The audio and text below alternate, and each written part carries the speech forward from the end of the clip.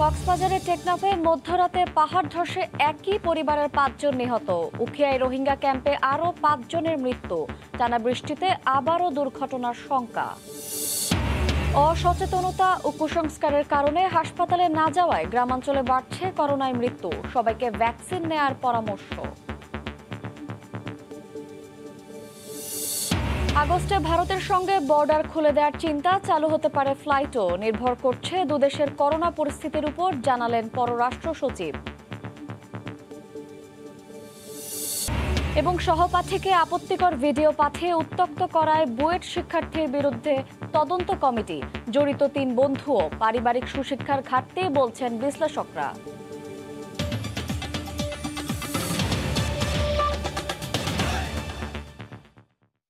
ভোরের সময়ের সঙ্গে আছি আমি শায়লা রহমান ইমা। এদিকে উখিয়ায় রোহিঙ্গা ক্যাম্পে ভূমিধসে ৩ শিশুসহ ৫ জনের মৃত্যু হয়েছে। আহত হয়েছেন বেশ কয়েকজন। গত কয়েকদিনে টানা বৃষ্টিতে এ দুর্ঘটনা বলে জানান শরণার্থী ত্রাণ ও প্রত্যাবাসন কমিশনার। সুজাউদ্দিন রুবেলের রিপোর্ট, ক্যামেরায় ছিলেন মোহাম্মদ ফরাজ। তুমুল বৃষ্টিতে পাহাড় ধসের শঙ্কার মধ্যে পাদদেশে বসবাস করছেন রোহিঙ্গারা। মঙ্গলবার সকালে পাহাড় ধসে পড়ে রোহিঙ্গাদের ক্যাম্প 10-এর 2টি বসতিতে মাটি চাপা পড়েন 5 জন। ঘটনাস্থলেই মারা যান একই পরিবারের 3 জন, আর আহত 2 জনকে ভর্তি করা হয় হাসপাতালে। একই ক্যাম্পের অপর একটি পাহাড় ধসে মারা যান আরো 2 জন। জ্বর যখন বৃষ্টি বেশি হয় তারপরে হাইন্দেল আমি এই জায়গায় আমি এর অনেক মানুষ মারা যায়। এখন আজিও হাইন্দেল আমি এর মানুষ মারা গিয়ে আম্মা মেডিত লয় বলতে আজি আই বাতায় দিয়ে টনেকান আসিলি আন টনিয়ান একটা টাইনকে আরাতেন হাড়ে গিয়ে জি বেরে মানে কি ইজ্জত দিলে আরা বিয়াকুন মানে কি এর যেদুন কেমন হাইন্দালে না মানুষ আছে বিয়াকুন ডরত আছে। যেখানে পাহাড় ধস হয় সেখানে মঙ্গলবার সকালে রোহিঙ্গাদের সরে যাওয়ার জন্য নির্দেশনা দেওয়া হয়, কিন্তু নির্দেশনা না মেনে এই হতাহতের ঘটনা ঘটে বলে জানান ক্যাম্প ইনচার্জ। জানে যে এটা ভেঙে যাবে, এরপরেও এখানে থাকতে চায়। আমি সকালে বলে গেছি, এরপরে পুলিশ বলে গেছে, ফায়ার সার্ভিসের লোকজন আসছে, সেনাবাহিনী আসছে। এদিকে পাহাড় ধসের পরপরই ঘটনাস্থলে ছুটে যান অতিরিক্ত শরণার্থী ত্রাণ ও প্রত্যাবাসন কমিশনার। এ সময় তিনি জানালেন, পাহাড়ের পাদদেশ থেকে স্বেচ্ছায় রোহিঙ্গারা না সরলে জোর করে সরিয়ে নিয়ে আশ্রয় কেন্দ্রে রাখা হবে। এই ক্যাম্পে আপনি যেখানে আসছেন এখানে 5 জন মারা গেছে। এটা আপনারা দেখছেন, আমরা ক্ষতিগ্রস্তদের তাদেরকে খাদ্যদ্রব্য সহ অন্যান্য সহায়তা দিচ্ছি। চলতি বর্ষা মৌসুমে রোহিঙ্গা ক্যাম্পে পাহাড় ধসের ঘটনায় এ পর্যন্ত 8 জন রোহিঙ্গা মারা গেছেন। সুজাউদ্দিন রুবেল, সময় সংবাদ, কক্সবাজার। এদিকে বর্ষা মৌসুমে টানা বৃষ্টিপাতে পাহাড় ধসের ঝুঁকিতে রয়েছেন হাজার হাজার রোহিঙ্গা। পাহাড়, টিলা, গাছপালা আর মাটি কেটে বাঁশ, পলিথিনের বসতি তৈরির কারণে এই ঝুঁকির সৃষ্টি হয়েছে। রোহিঙ্গারা বলছেন, বর্ষা মৌসুমে টানা বৃষ্টিপাতের কারণে উদ্বেগ উৎকণ্ঠায় তারা। ক্যাম্পের দায়িত্বরতরা বলছেন, পাহাড়ের পাদদেশ থেকে সরে যেতে অনেককে বলা হলেও রোহিঙ্গারা তা শুনে না। পর্যায়ক্রমে ঝুঁকি নিয়ে বসবাসরত রোহিঙ্গাদের সরিয়ে নেওয়া হচ্ছে বলে জানিয়েছেন অতিরিক্ত শরণার্থী ত্রাণ ও প্রত্যাবাসন কমিশনার। ক্যাম্প ঘুরে এসে আরও জানাচ্ছেন সুজাউদ্দিন রুবেল। পাহাড়ের ডালে বাঁশ পুঁতে চারদিকে তোলা হয়েছে ঝুপড়ি ঘর। তার উপরে থাকা পলিথিনের ছাউনি বৃষ্টি ঠেকাতে পারছে না। বৃষ্টির পানি পাহাড় বেয়ে ঘরের ভেতরে নানা দিকে পড়ছে। আবার অনেক রোহিঙ্গা পাহাড় কেটে করেছে বসতি। এই কাটা পাহাড় দৃশ্যমান না হওয়ার জন্য দেওয়া হয়েছে নানা রঙের পলিথিন। ঝুম বৃষ্টিতেও পাহাড়ের খাদে জীবনের ঝুঁকি নিয়ে বৃষ্টির পানি থেকে বাঁচতে কাজ করছে রোহিঙ্গারা। যতদূর চোখ যায় পাহাড়ের উপর বা নিচে গায়ে গায়ে লাগানো অসংখ্য ঝুপড়িঘর ভারী বৃষ্টিতে ভিজছে। ঝুঁকিপূর্ণ পাহাড়ে ঝুপড়িঘরে আশ্রয় নিয়ে বর্ষা মৌসুম পার করছে হাজার হাজার রোহিঙ্গা। তারা বলছে, টানা বৃষ্টিপাতের কারণে পাহাড় ধসের শঙ্কায় উদ্বেগ উৎকণ্ঠায় রয়েছে তারা। আরা বিয়াকুন মানে কি এর যেদুন কেমন হাইন্দালে না মানুষ আছে বিয়াকুন ডরত আছে। তেল ভাল দিদি ওরে ফলোটিন দিদি সৌন্দর্যভাবে দের ইন হন নতাকের ভাঙিদার গই। বৃষ্টি হলেও পাহাড়ে ঝুঁকিপূর্ণ বসবাসরত রোহিঙ্গাদের সরে গিয়ে আশ্রয় কেন্দ্রে যাওয়ার জন্য সচেতনতার কাজ করছে ক্যাম্প কর্তৃপক্ষ ও ফায়ার সার্ভিস, কিন্তু অনেক রোহিঙ্গা তা শুনতে চান না বলে জানালেন তারা। জায়গার কোনো অভাব নাই, কিন্তু ওরা মানে জানে যে এটা ভেঙে যাবে, এরপরে ওইখানে থাকতে চায়। বাসীদেরকে আমরা বলছি যে আপনারা ঝুঁকিপূর্ণ যে জায়গা আছে সেই জায়গা থেকে আপাতত বাড়ি বর্ষণে নিরাবস্থানে চলে যান, পরবর্তীতে আপনারা আবার আসতে পারবেন। আর অতিরিক্ত শরণার্থী ত্রাণ ও প্রত্যাবাসন কমিশনার জানালেন, পর্যায়ক্রমে ঝুঁকিপূর্ণ পাহাড়ে বসবাসরত রোহিঙ্গাদের সরিয়ে নেওয়া হচ্ছে। এটা চলমান প্রক্রিয়া। আমাদের 34টা ক্যাম্পে, প্রতি ক্যাম্পে 100 করে 34 সিপিপি ভলান্টিয়ার, সাইক্লোন প্রিপেয়ারনেস প্রোগ্রামের ভলান্টিয়ার, তারা কাজ করতেছে। কক্সবাজারের উখিয়া ও টেকনাফের 34টি আশ্রয় শিবিরে 11 লাখের বেশি রোহিঙ্গাকে আশ্রয় দিতে গিয়ে উজাড় হয়েছে 8,000 একরের বেশি বনভূমি। সুজাউদ্দিন রুবেল, সময় সংবাদ, কক্সবাজার। অন্য প্রসঙ্গ, 18 বছর হলে এনআইডি কার্ড দেখে দেশের ইউনিয়ন পর্যায়ে মিলবে করোনা টিকা। 7 আগস্ট থেকে শুরু হবে এই কার্যক্রম। গতকাল দুপুরে মন্ত্রী পরিষদ বিভাগের উদ্যোগে সরকারের উচ্চ পর্যায়ের বৈঠকে এ সিদ্ধান্ত জানানো হয়। আগামী 5 আগস্ট পর্যন্ত চলমান লকডাউনে কোনো রকম শিল্প কারখানা খোলা হবে না বলেও সাফ জানানো হয়। বাঁচতে হলে টিকার বিকল্প নেই। সাম্প্রতিক সময়ে বিভিন্ন উৎস থেকে 21 কোটি ডোজ করোনা টিকা পাওয়ার ব্যাপারে আশাবাদী সরকার। এ অবস্থায় দেশব্যাপী টিকা কার্যক্রম আরও বেগবান করতে ইউনিয়ন পরিষদে টিকা কেন্দ্র স্থাপনের সিদ্ধান্ত নিয়েছে সরকার। 7 আগস্ট থেকে সেখানে নিবন্ধন ছাড়া কেবল জাতীয় পরিচয়পত্র দেখেই মিলবে করোনার টিকা। মঙ্গলবার সচিবালয়ে মন্ত্রিপরিষদ বিভাগের এক উচ্চ পর্যায়ের বৈঠকে বিষয়টি জানান স্বাস্থ্যমন্ত্রী। ইউনিয়ন পরিষদে টিকার কেন্দ্র স্থাপন করছি, যেখান থেকে ইউনিয়নের সমস্ত লোকজন, আপামর জনসাধারণ যারা টিকা নিতে চায় বা নিতে হবে, তারা ওখানে এসে টিকা নিতে পারবে। এই সুবিধাটুকু আমরা এখন করে দিচ্ছি। তারা তাদের যে আইডি কার্ড নিয়ে আসতে পারে, তারা টিকা দিতে পারবে। কোথাও কোথাও ঢিলেঢালা লকডাউন থাকলেও তা কঠোরভাবে কার্যকরের সিদ্ধান্ত হয় মন্ত্রিপরিষদ বিভাগের উদ্যোগে উচ্চ পর্যায়ের এই বৈঠকে, যেখানে অংশ নেন 3 বাহিনী, বিজিবি, কোস্টগার্ড, পুলিশ, স্বাস্থ্য মন্ত্রণালয়ের সংশ্লিষ্টরা। সিদ্ধান্ত হয় কঠোর লকডাউন চলবে 5 আগস্ট পর্যন্ত। তবে এর মধ্যেই লকডাউন শিথিল করে শিল্প প্রতিষ্ঠান খুলে দেওয়ার দাবি জানিয়েছিলেন কারখানা মালিকরা। তাদের প্রস্তাব নাকচ করা হয় এই বৈঠকে। আমাদের যে লকডাউন চলছে এটা চলতেই থাকবে। আমাদের যে টার্গেট 5 তারিখ পর্যন্ত, সেই 5 তারিখ পর্যন্ত লকডাউন চলবে। শিল্পপতিরা এবং অনেকেই রিকোয়েস্ট করেছিলেন, আমরা সেই রিকোয়েস্ট আমরা বোধহয় গ্রহণ করতে পারছি না। যাদের এনআইডি নেই, বিশেষ ব্যবস্থায় কেন্দ্রেই নিবন্ধন করে তাদের টিকা দেওয়া হবে বলে জানান মন্ত্রিপরিষদ সচিব। যাদের আইডি কার্ড বা বার্থ রেজিস্ট্রেশন কিছু না থাকবে, তাদেরও একটা বিশেষ ব্যবস্থায় রেজিস্ট্রেশন করে দিয়ে দেওয়া হবে স্পটে। হিসান জুয়েল, সময় সংবাদ, ঢাকা। সবাইকে টিকা নেওয়ার আহ্বান জানিয়ে প্রধানমন্ত্রী শেখ হাসিনা বলেছেন, বাংলাদেশের 80% মানুষকে টিকার আওতায় আনতে কাজ করছে সরকার। গতকাল বিকেলে আওয়ামী লীগ স্বেচ্ছাসেবকের 27তম প্রতিষ্ঠাবার্ষিকী উপলক্ষে আয়োজিত আলোচনা সভায় গণভবন থেকে ভার্চুয়ালি যুক্ত হন প্রধানমন্ত্রী। এ সময় মাঠ পর্যায়ে ভ্যাকসিন কার্যক্রমে নেতাকর্মীদের সম্পৃক্ত হওয়ার নির্দেশ দেন প্রধানমন্ত্রী। ভ্যাকসিনের ব্যাপারে যেখানে যা পাওয়া যাচ্ছে আমরা ক্রয় করছি, তার জন্য আলাদা টাকাও রাখা আছে, প্রয়োজন আরও টাকা আমরা খরচ করব। কিন্তু বাংলাদেশে অন্তত 80% মানুষ বা অর্থাৎ যারা ভ্যাকসিন নিতে পারে WHO নির্দেশ মোতাবেক, তার সবাই যাতে ভ্যাকসিন নিতে পারে সেই ব্যবস্থা আমরা করে দিচ্ছি। আর ইতিমধ্যেই আমাদের কিন্তু প্রায় 1,87,00,000 কাছাকাছি আমাদের ভ্যাকসিন হয়ে গেছে দেওয়া। আর সেই সাথে আমরা আরও ভ্যাকসিন দেওয়াচ্ছি এবং একেবারে গ্রাম পর্যায়ে ভ্যাকসিন দেওয়ার ব্যবস্থা আমরা নিচ্ছি।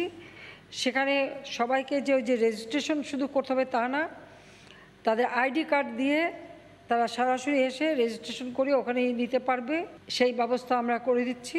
সেই ক্ষেত্রে আমি বলবো স্বেচ্ছাসেবক লীগের ছেলেমেয়ে যে যেখানেই থাকুক, মানুষকে একটু সহযোগিতা করা, সাহায্য করা, যেটা তোমরা অতীতেও করেছো, এটাও করবা, যেন সবাই এই ভ্যাকসিনটা নিতে পারে। একটা সমস্যা এখনও আছে, যেটা আমি গ্রামের থেকে খবর পাই, তার ধারণা টেস্ট করলে করোনা আছে এটা শুনলে সে অচ্যুত হয়ে যাবে, তার সাথে মানুষ মিশবে না। কিন্তু এটা তো ঠিক না। টেস্ট করলে তার যে চিকিৎসাটা হবে, সে যে ভালো হবে বা সে অন্য কাউকে সংক্রমিত করবে না, এই ধারণাটা মানুষের মধ্যে দিতে হবে। লাশ দাফন কাফন সব ব্যবস্থাতেই আমি দেখি স্বেচ্ছাসেবক লীগ অত্যন্ত চমৎকারভাবে সুনির্দিষ্টভাবে কাজ করে যাচ্ছে। তোমরা যেভাবে মানবতা সেবা দৃষ্টান্ত স্থাপন করেছো, এটা অব্যাহত রাখো। এটাই মনে রাখবে, যেটাই হচ্ছে আমাদের আদর্শ, এটাই আমাদের কাজ, এটাই আমাদের জাতির পিতা শিখিয়েছেন। দেশে করোনায় মৃত্যুর রেকর্ড প্রতিদিনই ছাড়িয়ে যাচ্ছে আগের দিনেরটা। গতকাল দুপুর পর্যন্ত সবশেষ 24 ঘন্টায় সর্বোচ্চ 258 জন মারা গেছেন। সর্বোচ্চ 52,000-এর বেশি নমুনা পরীক্ষায় শনাক্ত প্রায় 15,000। রোগীর অস্বাভাবিক চাপে হাসপাতালগুলোর বেসামাল অবস্থা। ব্যুরো ও জেলা প্রতিনিধিদের পাঠানো তথ্য ও ছবি নিয়ে রিপোর্ট। ঈদের পর থেকেই করোনা পরিস্থিতি আবারও নিয়ন্ত্রণহীন।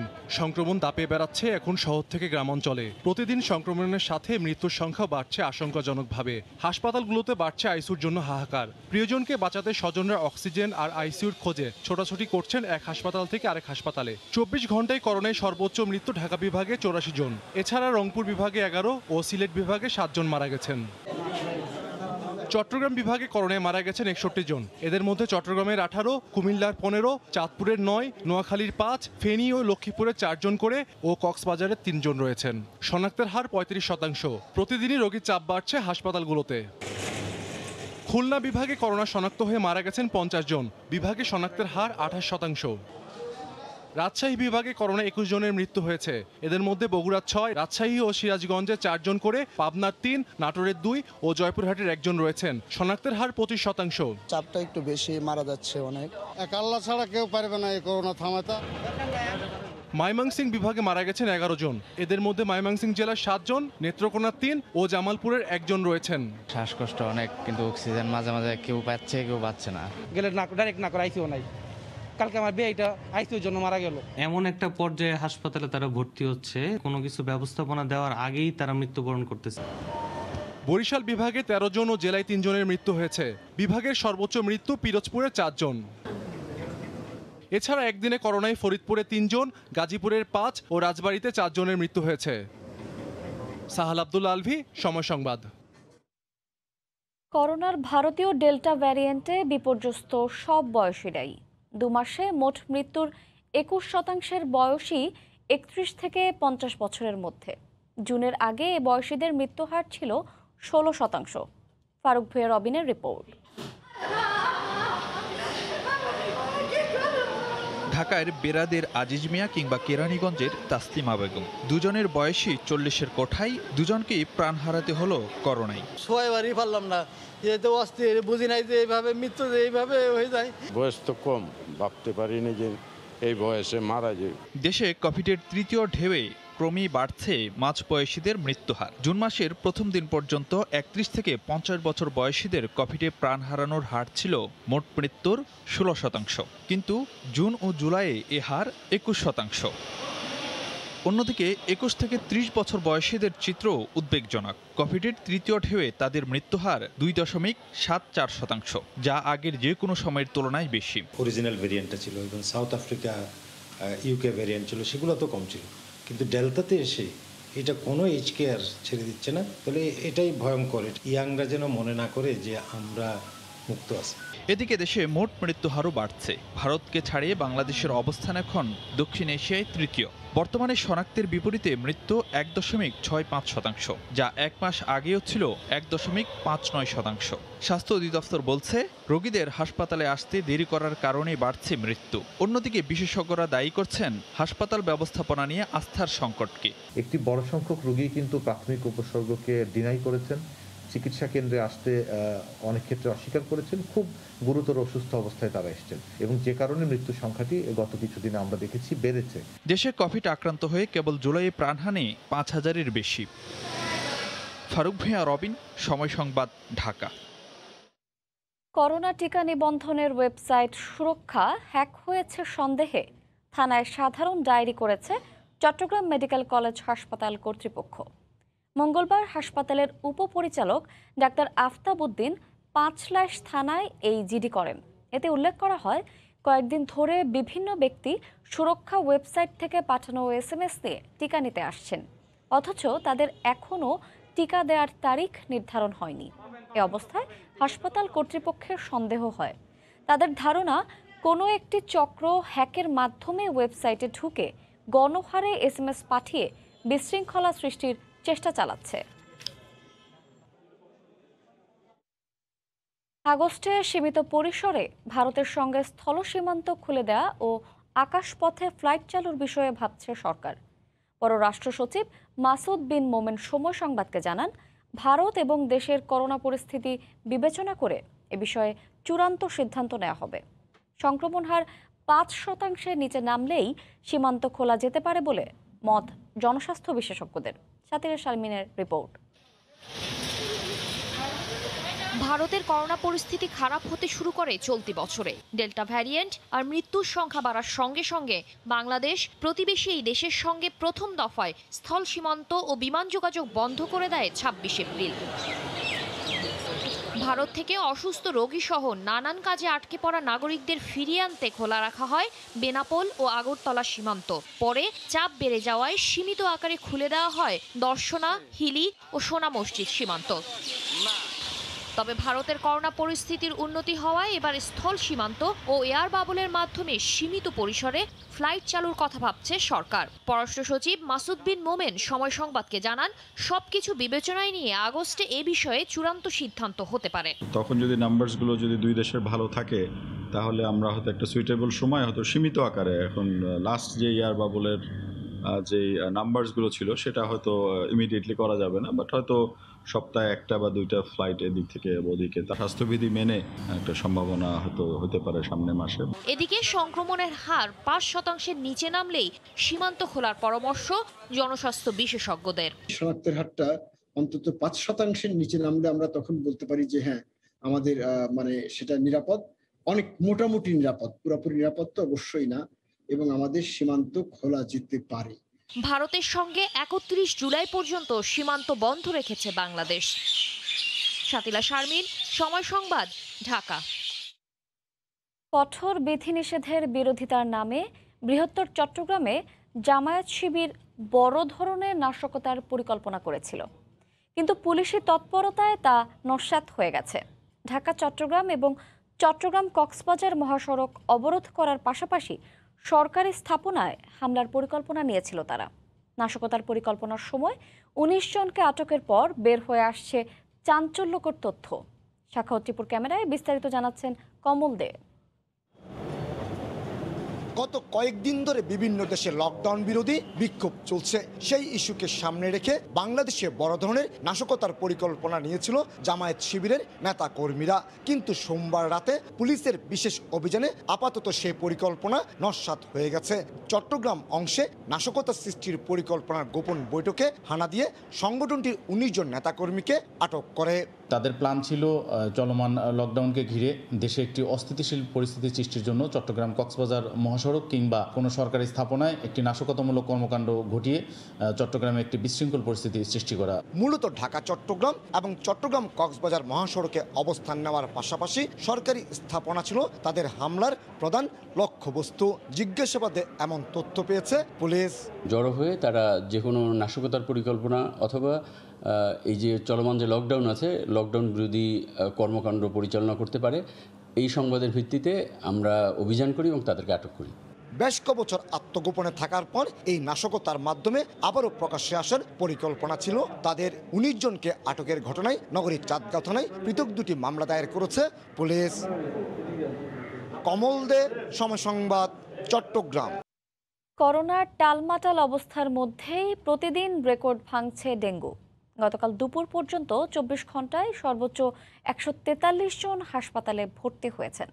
এর মধ্যে রাজধানীর ১৪২ জন। এদিকে ঢাকার 2 সিটিতে দ্বিতীয় দফায় চিরুনি অভিযানের প্রথম দিন বেশ কয়েকটি ভবনের মালিককে জরিমানা করা হয়, কিন্তু সাধারণ মানুষ সচেতন না হলে পরিস্থিতি নিয়ন্ত্রণে রাখা সম্ভব হবে না বলে জানিয়েছে নগর কর্তৃপক্ষ। নির্মাণাধীন ভবনে দীর্ঘদিন ধরে জমে থাকা পানি এবং আবর্জনা মিলেমিশে একাকার। এর থেকেই তৈরি হচ্ছে এডিসের লার্ভা, যা মারাত্মক স্বাস্থ্য ঝুঁকির কারণ। নগরবাসী বলছেন, নিজে সচেতন হয়েও পাশের ভবনের কারণে ডেঙ্গু আক্রান্তের ঝুঁকিতে আছেন তারা। পাশের বিল্ডিংয়ে থাকি, আমরা অনেকটাই পরিষ্কার রাখি, আর এই বিল্ডিং অনেকেই ময়লা ফেলে চলে যায়। আমরা পরিষ্কার রাখলেও আমাদের সাইড রাখলেও এই সাইড রাখা হয় না, এই ময়লা ফেলে আর ময়লা হয় আর পানি জমা থাকে। আমার এই যে এখানে একটা পানি জমতো, এটা আমি বালি দিয়ে ভর্তি করে দিচ্ছি। যেসব যেসব ভবনে এডিসের লার্ভা পাওয়া যাচ্ছে সেই ভবনের মালিককে জরিমানা করছেন ভ্রাম্যমাণ আদালত। আমরা যতগুলো ভবনে ঘুরেছি নির্মাণাধীন ভবনে আমরা লার্ভা পেয়েছি, পানি পেয়েছি। এটা মালিককে যদি পাই আমরা এখনই মোবাইল কোর্টের আওতায় নিয়ে আসবো, মালিককে না পেলে আমরা নিয়মিত মামলা করব। দ্বিতীয় দফার চিরুনি অভিযানে প্রথম দিন মঙ্গলবার সকাল 10টা থেকে ঢাকা উত্তর সিটি কর্পোরেশনের 10টি অঞ্চলের 54টি ওয়ার্ডে ছেটানো হয় লার্ভিসাইড। একইভাবে অভিযান চলে ঢাকা দক্ষিণ সিটি কর্পোরেশনেও। গত বছর মশক নিধনে ওষুধের কার্যকারিতা নিয়ে যে প্রশ্ন উঠেছিল, এবার সে বিষয়ে সতর্ক অবস্থানের কথা জানিয়েছেন ডিএনসিসির প্রধান স্বাস্থ্য কর্মকর্তা। 3টা ল্যাবে এটা পরীক্ষা করা হয়, আইডিসিআর এ করা হয়, প্ল্যান্ট প্রোটেকশনে করা হয়, জাহাঙ্গীরনগর ইউনিভার্সিটি ল্যাবে করা হয়। কাজেই আমরা শতভাগ নিশ্চিত না হয়ে ওষুধকে আমরা মাঠে প্রয়োগ করি না। কোনো ভবন থেকে ম্যানেজার বা কর্মীরা পালিয়ে যাচ্ছে, আমরা সেই সকল ভবন মালিকদের বিরুদ্ধে নিয়মিত মামলা দেওয়ার জন্য নির্দেশ দিয়েছি এবং যেখানে যাকে যে অবস্থায় পাওয়া যাবে আইন তার নিজস্ব গতিতে চলবে। গত 24 ঘন্টায় সারা দেশে ডেঙ্গু আক্রান্ত হয়ে হাসপাতালে ভর্তি হয়েছেন 143 জন, যা চলতি বছরে সর্বোচ্চ। এর মধ্যে শুধু রাজধানীতেই রেকর্ড 142 জন। বেলায়েত হুসাইন, সময় সংবাদ, ঢাকা। ভোরের সময় আরও থাকছে, রাজধানীর পঙ্গু হাসপাতালে দালালের দৌরাত্ম্য, ডাক্তার না থাকার গল্প ফেদে টাকার বিনিময়ে রোগী পাঠাতো ভুইপুর বেসরকারি হাসপাতালে, গ্রেফতার 9। অর্ধনগ্ন ছবি, অশ্লীল ইমোজি ও ভিডিও পাঠিয়ে সহপাঠীকে উত্ত্যক্তের অভিযোগ করছে বুয়েটের এক শিক্ষার্থীর বিরুদ্ধে। মেসেঞ্জার গ্রুপ খুলে এই কাজে তাকে প্ররোচনা দিয়েছেন একই বিভাগের তার 3 বন্ধু। এ ঘটনায় তদন্ত কমিটি গঠন করে বুয়েট কর্তৃপক্ষ বলছে, দায়ীদের বিরুদ্ধে বিশ্ববিদ্যালয়ের বিধি অনুযায়ী ব্যবস্থা নেওয়া হবে। অপরাধ বিশ্লেষকদের দাবি, মেধাবীদের মধ্যে পারিবারিক সুশিক্ষা ও মূল্যবোধের ঘাটতির কারণেই এ ধরনের ঘটনা ঘটছে। শাকির আহমেদের রিপোর্ট। গত মে মাসে বাংলাদেশ প্রকৌশল বিশ্ববিদ্যালয় বুয়েটের স্থাপত্য বিভাগের এক ছাত্রীকে প্রেমের প্রস্তাব দেয় বিশ্ববিদ্যালয়ের কম্পিউটার সায়েন্স অ্যান্ড ইঞ্জিনিয়ারিং বিভাগের 19তম ব্যাচের শিক্ষার্থী জারিফ হোসেন। প্রস্তাবে রাজি না হলেও জুনে ওই ছাত্রীকে নিজের অর্ধনগ্ন ছবি ও অশ্লীল ইমোজি পাঠায় জারিফ। কিছুতেই কাজ না হওয়ায় বিভাগের 3 বন্ধুর প্ররোচনায় অশ্লীল ভিডিও পাঠায় জারিফ হোসেন। ঘটনা জানাজানি হলে বিভাগের ফেসবুক গ্রুপে বিষয়টি স্বীকার করে ক্ষমা চান জারিফ ও তার বন্ধুরা। পরে আবারও ওই ছাত্রীকে উত্ত্যক্ত করে জারিফ ও তার 3 বন্ধু। এ ঘটনায় একটি তদন্ত কমিটি গঠন করা হয়েছে জানিয়ে বুয়েট কর্তৃপক্ষ বলছে, দায়ীদের বিরুদ্ধে বিশ্ববিদ্যালয়ের বিধি মোতাবেক ব্যবস্থা নেওয়া হবে। ক্লাস প্রতিনিধির মাধ্যমে অভিযোগ আমাদের কাছে করেছে, সেটা আমি উপাচার্য মহোদয়ের কাছে পাঠিয়েছি। উপাচার্য মহোদয় একটা তদন্ত কমিটিও করেছেন, তদন্ত কমিটি আজকে থেকে কাজ শুরু করবে। অপরাধ বিশ্লেষকদের দাবি, পারিবারিক সুশিক্ষা ও মূল্যবোধের ঘাটতির কারণে এ ধরনের ঘটনা ঘটছে। বিশ্ববিদ্যালয়গুলো একাডেমিক ব্যাপারগুলোতে যত সক্রিয় থাকে, একজন শিক্ষার্থীকে পরিপূর্ণভাবে মানুষ হিসাবে প্রতিষ্ঠিত করার ক্ষেত্রে আমরা যে আমাদের যে সামগ্রিক যে শিক্ষার আয়োজন, এই জায়গাগুলোতে আমাদের যথেষ্ট পরিমাণ ঘাটতি আছে বলেই এই অবস্থাগুলো তৈরি হচ্ছে। এসব ঘটনার পুনরাবৃত্তি রোধে শুধু আইন প্রয়োগই নয়, শিক্ষার্থীদের সুকুমার বৃত্তির বিকাশে শিক্ষা ব্যবস্থাকে ঢেলে সাজানোর পরামর্শ তাদের। শাকির আহমেদ, সময় সংবাদ, ঢাকা। দালালের দৌরাত্ম্যে অতিষ্ঠ রাজধানীর পঙ্গু হাসপাতালে আসা রোগী ও স্বজনরা। অভিযান চালিয়ে 9 দালালকে 1 মাসের কারাদণ্ড দিয়েছেন র্যাবের ভ্রাম্যমাণ আদালত। কোনোভাবেই চিকিৎসা সেবা নিয়ে রোগীদের ভোগান্তি মেনে নেওয়া হবে না বলে হুঁশিয়ার করেছে হাসপাতাল কর্তৃপক্ষ। সকালবেলা অনেক দালাল থাকে ওখানে, ওনারা টাকা চাচ্ছে 10,000, তারপর ওইদিকে মেডিকেলে নিতে যাচ্ছে। 500 টাকার খরচ 5,000 টাকায় গিয়ে ঠেকেছে, কিন্তু মেলেনি প্রত্যাশিত সেবা। নিঃস্ব হয়ে ফিরতে হয়েছে সরকারি হাসপাতালে। ওই হসপিটালে নিয়ে তারপরে আমার ভর্তি করাইছে, 5,000 টাকা জমা নিছে। এতে যেটি দেখলাম প্রত্যেকটাই দালালের চক্রান্ত আছে। এভাবে সরকারি হাসপাতালে চিকিৎসা নেই, ডাক্তার নেই বলে হাসপাতালের কম্পাউন্ড থেকে রোগী সরিয়ে নিত দালালরা। তাতে কারো 5,000-এ দফা হতো, কারো আবার লাগতো 10,000। তারপর ভালো আর স্বল্প খরচে চিকিৎসা কথা বলে ভুইফোর বেসরকারি হাসপাতালে পাঠিয়ে চম্পট দিত দালালরা। ঈদের পরের দিন ভোরবেলা আমি এখানে এসে ওখানে ওই রুমে যখন গেলাম তখন বললো যে এখানে হবে না, কারণ ওখান থেকে এক দালাল ধরে নিয়ে চলে গেল ওই দিক পানে। হাসপাতাল কর্তৃপক্ষ জানায়, অনেকদিন ধরেই তারা অভিযোগ পাচ্ছেন রোগীদের থেকে, অনেকে হয়েছে সর্বশান্ত। এখন পর্যন্ত যে কয়েকবারই অভিযান হয়েছে তাতে হাসপাতাল সংশ্লিষ্ট কারো সংশ্লিষ্টতা পাওয়া যায়নি এবং এরা সবাই বহিরাগত। র্যাব জানায় চিকিৎসা ও রোগীদের ভোগান্তি বাড়াবে এমন কোনো কারণকেই প্রশ্রয় দেওয়া হবে না। আশ্রয়স্থল বলি, ভরসাস্থল বলি, সেটা হচ্ছে এই নিটোল। কাজে এখানে যে দালাল চক্র আছে তারা যদি কোনো সাধারণ মানুষের সাথে প্রতারণা করেন সে ব্যাপারে কিন্তু কোনো প্রকার ছাড় দেওয়া হবে না। আমাদের কিন্তু অভিযান অব্যাহত থাকবে। তাই এখানে যেই থাকুক না কেন কেউ কিন্তু আইনের ঊর্ধ্বে নয়। গত কয়েকদিনে হাসপাতাল কর্তৃপক্ষ ও র্যাবের তৎপরতায় এসব দালালকে চিহ্নিত করা হয়। মঙ্গলবার বিকেলে অভিযান চালিয়ে 9 জনকে গ্রেফতার করে ভ্রাম্যমাণ আদালত। সিরিয়া সুলতানা, সময় সংবাদ, ঢাকা। সৌদি আরব থেকে আমদানিকৃত প্লাস্টিকের দানা চট্টগ্রাম বন্দরে লোড করার পর চালক যান ঘুমাতে। এই সুযোগে হেলপার কাভার্ড ভ্যান সহ 334 বস্তা পণ্য চুরি করে উধাও। নোয়াখালী এবং লক্ষ্মীপুরে অভিযান চালিয়ে উদ্ধার করা হয়েছে প্রায় 30 লাখ টাকা মূল্যের চোরাই পণ্য। গ্রেফতার করা হয়েছে 2 জনকে। এই ধরনের চুরি রোধে পণ্য বোঝাই গাড়ি জিপিএস সিস্টেমের আওতায় আনার পরামর্শ পুলিশের।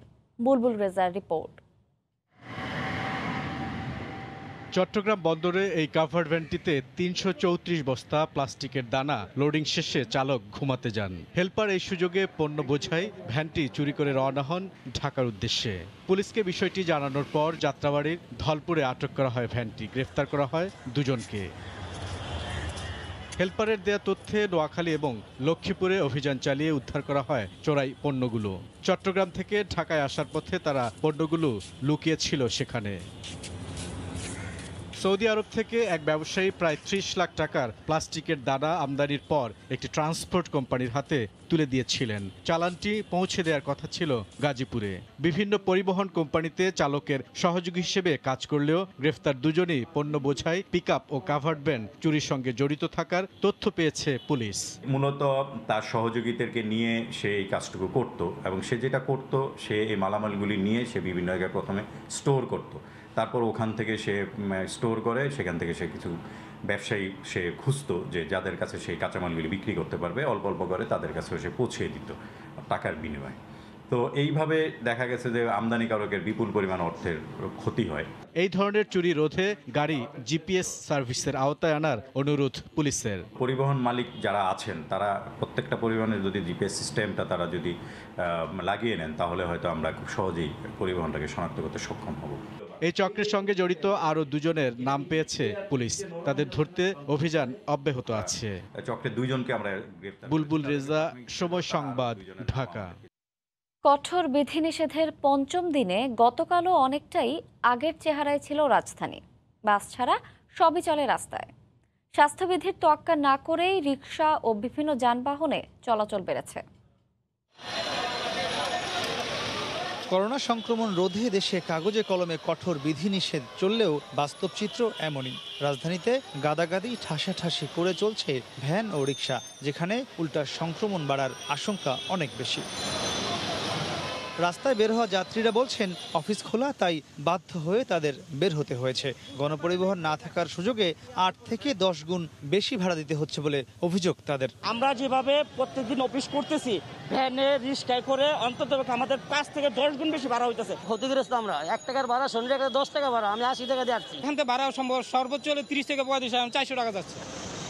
ব্যক্তিগত গাড়ির চাপ বেড়েছে ঢাকার প্রবেশ মুখগুলোতেও। সেখানে পুলিশের চেকপোস্ট থাকলেও নানা অজুহাত দিয়ে চলাচল করতে দেখা যায় যাত্রীদের। মারা গেছে লোক, যাইতে তো হইবই। মামলার ডেট তারিখ শেষ, আমার বাধ্যতামূলক যাইতে হইব। মানুষ যদি স্বতঃস্ফূর্তভাবে এটাকে মানতো, ঘরে থাকতো, তাহলে না এটার ফিডব্যাক পেতাম আমরা, কিন্তু সেটা তো হচ্ছে না। মানুষ ঠিকই বেরোচ্ছে। ট্রাফিক পুলিশ বলছে চলমান কঠোর বিধিনিষেধে গেল 4 দিনের তুলনায় মঙ্গলবার সড়কে যানবাহনের সংখ্যা বেড়েছে। তবে যৌক্তিক কারণ না দেখাতে পারলে জরিমানার আওতায় আনা হচ্ছে। যারা অজুহাত দিচ্ছে সঠিক কারণ দর্শাতে পারতেছে না, আমরা আইনের আওতায় নিয়ে আসতেছি। সবচেয়ে বেশি চেষ্টা করতেছি তাদের বোঝানোর, যেন তারা বাসায় থাকে।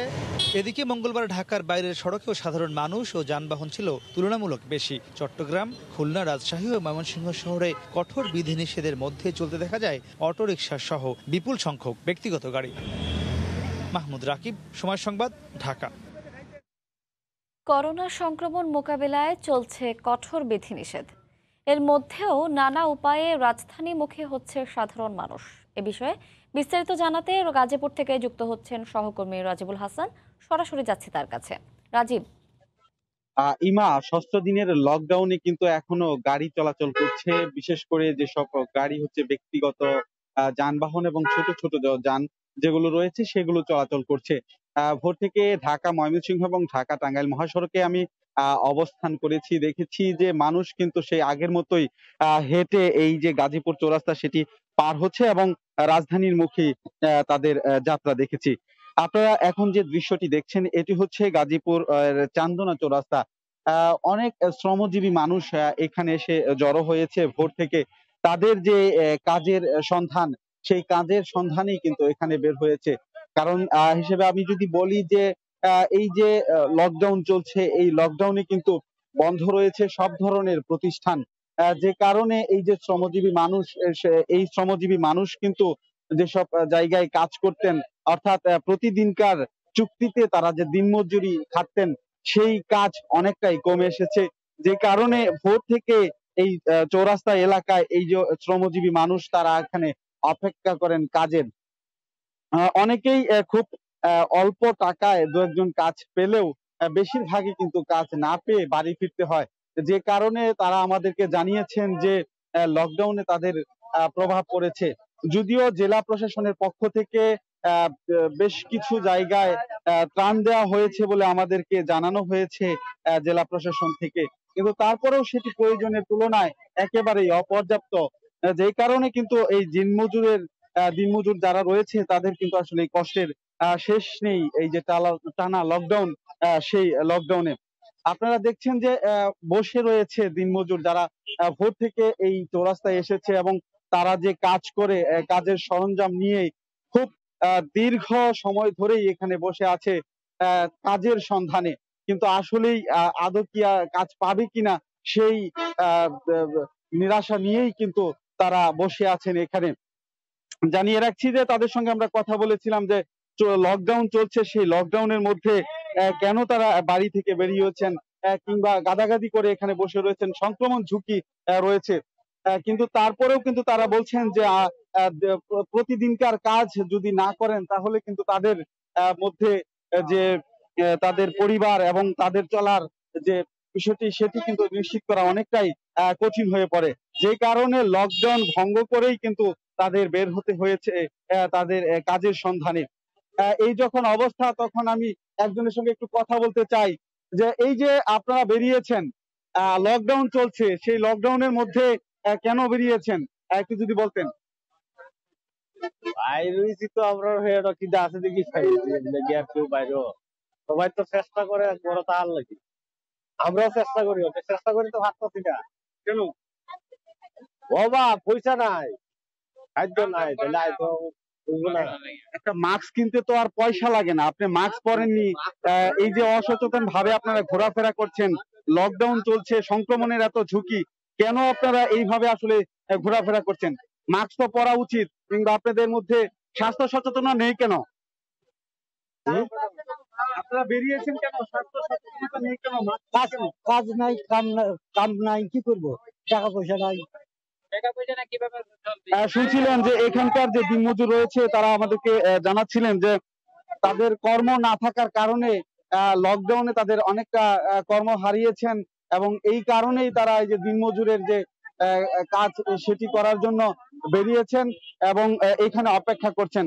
আর এই যখন অবস্থা তখন আমরা আপনাদেরকে গাজীপুরের যে ঢাকা ময়মনসিংহ মহাসড়ক সেই পরিস্থিতি দেখাচ্ছি যে যানবাহন ছোট ছোট যেসব গাড়ি প্রথমেই বলছিলাম সেগুলো চলাচল করছে এবং আইন শৃঙ্খলা বাহিনীও কিন্তু মাঠে কাজ করছে। তবে ভোর থেকে তাদের উপস্থিতি অনেকটা কম, এরপরে কিন্তু বেড়ে যায় তাদের উপস্থিতি। আরেকটি বিষয় আমি যদি বলি যে ঢাকা টাঙ্গাইল যে মহাসড়ক, সেই মহাসড়কে কিন্তু একই অবস্থা, যানবাহন খানিকটা রয়েছে, মানুষ কিন্তু স্বাস্থ্যবিধি অনেকটাই না মেনে রাজধানীর দিকে প্রবেশ করছে। তো এই যদি আমি বলি যে গাজীপুর এবং গাজীপুর থেকে যেসব রাস্তা ঢাকার দিকে প্রবেশ করেছে সেই সব রাস্তা দিয়ে অনেকে পায়ে হেঁটে, অনেকে ছোট ছোট যানবাহনে করে কিন্তু রাজধানীতে প্রবেশ করছে। আর অপরদিকে আইন শৃঙ্খলা বাহিনীর যেসব চেকপোস্ট রয়েছে সেখানে কিন্তু তল্লাশি চালাচ্ছে এবং মানুষকে যারা সঠিক কারণ দেখাতে না পারছে বেরোনের, তাদেরকে ঘুরে দেওয়ার চেষ্টা করছে। তো এই ছিল আমার কাছে সবশেষ। ইমা, কঠোর বিধিনিষেধের মধ্যেও রাজধানীমুখী হচ্ছে মানুষ, সে খবর জানাতে এতক্ষণ আমাদের সঙ্গে সরাসরি যুক্ত ছিলেন সহকর্মী রাজিবুল হাসান।